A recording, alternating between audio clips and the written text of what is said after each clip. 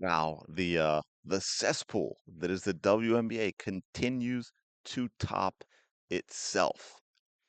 If you didn't check out my video yesterday or last night after the game, check that out.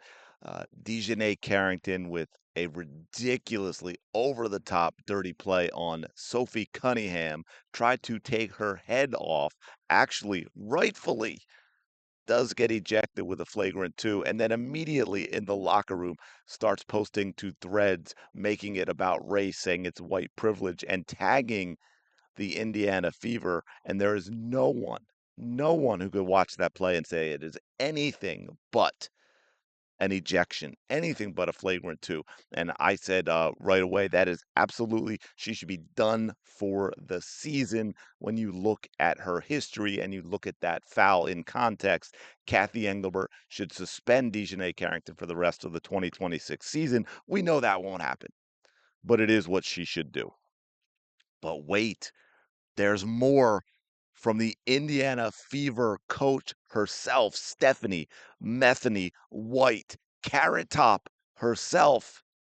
Carrot Top might be a better basketball coach, but the resemblance is absolutely uncanny. You have got to take a listen to this. Stephanie White was asked about the foul by Dijonai Carrington. I shouldn't even say the foul, the assault by Dijonai Carrington, the sucker attack by Dijonai Carrington, the ghetto thug trash attack by Dijonai Carrington on Sophie Cunningham.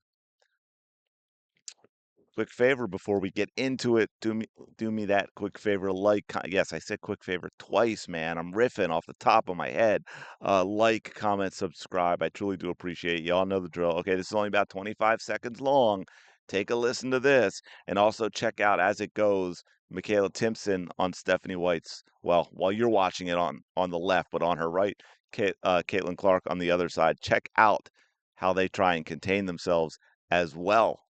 Your reaction to that and just your thoughts on what happened. Yeah, I mean, look, it was a hard foul. I don't think that Dijonay intentionally came out to get her across the neck like she did, but it did happen, and I thought it was the right call. But you know, one of the things about Nay is that she's going to play her butt off, man. She's going to compete. Nobody's going to go walking in for a layup, and so I'm not. I don't oppose the hard foul, but I also don't think that she intentionally went for the neck. Where are we? Is this Bizarro World? Is this the Twilight Zone? What the hell is happening that someone can make a play like that on your player? You were the coach. Then again, you struggled with the whole biological woman thing, so protecting women not your strong suit, but I thought maybe you could protect those on your own team against the other team, but no. Now, hey, who's Dejanay Carrington?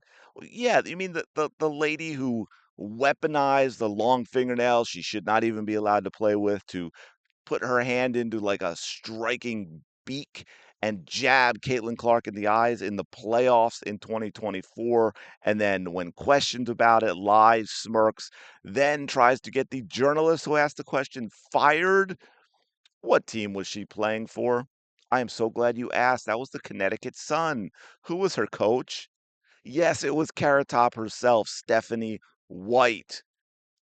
You know, the other dirty thug in the league, Alyssa Thompson, or I should say that the other, maybe the dirtiest. So two of the dirtiest come from Stephanie White, who gave the league the blueprint on trying to hurt Caitlin Clark.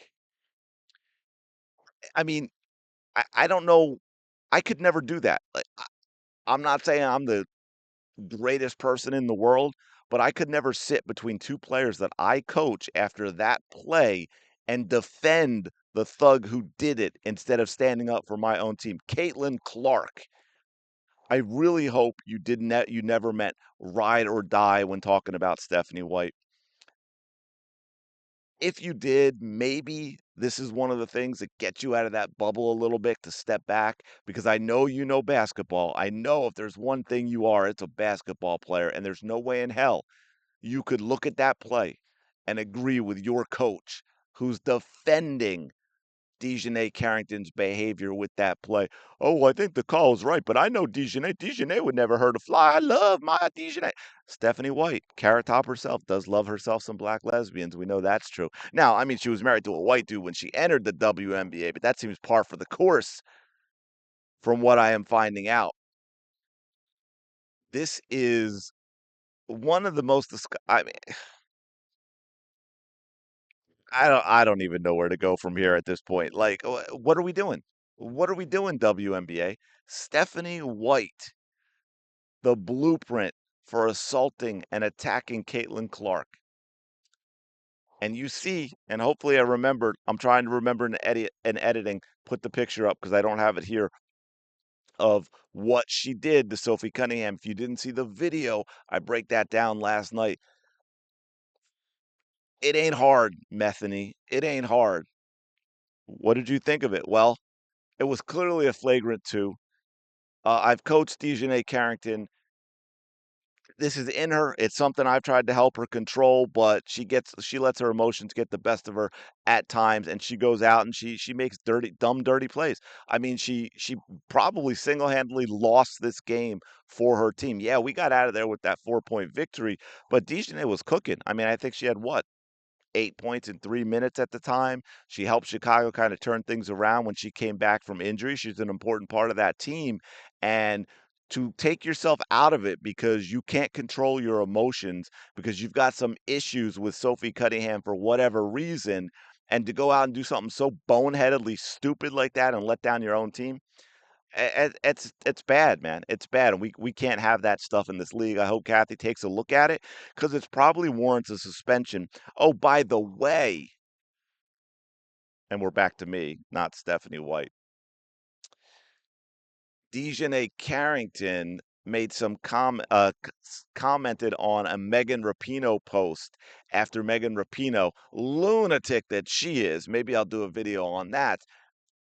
Went and went after Sophie Cunningham and viciously attacked. So Megan Rapinoe is as loony as it gets, folks. She is as unhinged as she gets. She is a malignant narcissist. I say this as someone who has met Megan Rapinoe and talked to Megan Rapinoe and knows her very well because I follow the U.S. women's national team soccer team very, very closely. I know everything you need to know about Megan Rapinoe. Before the game, Dijonai Carrington commented on Megan Rapinoe's diatribe against Sophie Cunningham. This was premeditated, folks. This was not a player being aggressive and trying to stop a layup. By the way, Sophie Cunningham made the layup even while getting her head taken off. If you are going to be super aggressive, you are absolutely not going to let the shot get off. Yeah, you're going to be physical, you're going to send a message. You're not going to let the shot get taken. That is like rule number one. If you've made the decision, I'm going in there and I am going hard at this player and they are going to pay for this attempt, you do not let them take the shot. It ain't complicated. Caitlin, Caitlin Clark, Caitlin Elizabeth Clark, do not sign that epic deal. By the way, I've seen a few things on social media, but I've also had a few message me like, man, I love watching her play. I love supporting her. I know she's going through hell. But if she means that stuff about Stephanie White and she signs that epic deal like Aaliyah Boston did to stick around and actually ride or die for Stephanie White, I don't know if I can continue watching games in 2027. I get it. I kind of have my fingers crossed too. I do not want her to sign that epic deal with Indiana. I want her to leave. I want her to find a good opportunity for look. There's always going to be nuts and nastiness with this league. That's just the way it is. And unless Kathy Engelbert does a 180 or you get a new commissioner who actually stands up to the players, the stuff like we saw with Dijonai, on Sophie Cunningham, all that time stuff that happens to Caitlin Clark, I don't think that changed. All you can really hope is that she gets to a team where the coach and teammates want to maximize what Caitlin Clark brings to the game and let her play her game and run a team around that where she's the centerpiece. That's about all you can hope for. All the other stuff from all the other players on the other teams, I don't think that's ever going to change Clark's entire career. I just want her to be on a team that embraces who she is, with a coach who embraces who she is, lets her be her, runs the read and the react, puts the ball in Caitlin Clark's hand, lets her be the not only the engine that drives wins, but the engine that drives the entertainment, which is what gets people to tune in the first place. Because again, I'll finish with this. I feel like we've got glimpses. Don't get me wrong. We've had some entertaining Caitlin Clark since. So please don't take this as a like, I've given up on her or criticize her, because it's not even so much about her. But I feel like we haven't really truly seen her over an entire game, over games since 2024 post-Olympic break. That was the most fun, most entertaining WNBA Caitlin Clark that we've seen, and I really, really hope that we get back to it at some point soon. Anyway, let me know your thoughts in the comments below. What did you think of Carrot Top and her comments about her lesbian lover, maybe wannabe lover? I don't know. Tastes great, less filling. Anyway, let me know your thoughts. Like, comment, subscribe, and I will talk to you later.